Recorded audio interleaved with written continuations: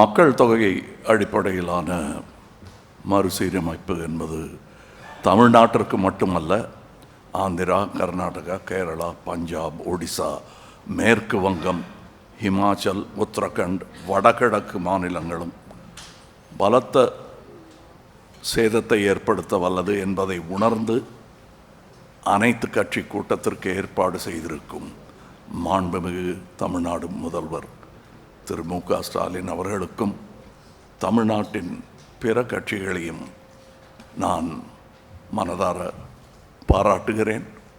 எந்த தேவையும் இன்றி பாராளுமன்ற தொகுதி மறுசீரமைப்பு எனும் பேச்சை யார் கிளப்புகிறார்கள், எந்த நேரத்தில் பேசுகிறார்கள், எதற்காக பேசுகிறார்கள் என்பதும் கவனத்திற்குரியது.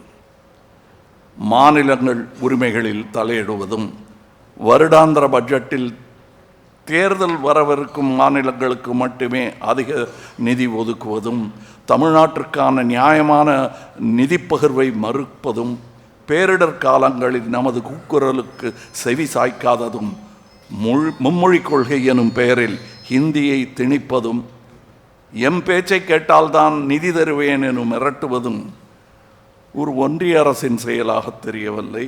இன்றல்ல, நாளையல்ல, எப்போதுமே பாராளுமன்ற உறுப்பினர்களின் எண்ணிக்கையில் எந்த மாற்றமும் கொண்டு வராமல் இருப்பதே ஜனநாயகத்தையும் கூட்டாட்சியையும் இந்தியாவின் பன்முகத்தன்மையும் காக்கும் என்பதே ஒரு இந்தியனாகவும் தமிழனாகவும் மக்கள் நீதி மையத்தின் சார்பாகவும் வலியுறுத்துகிறேன்.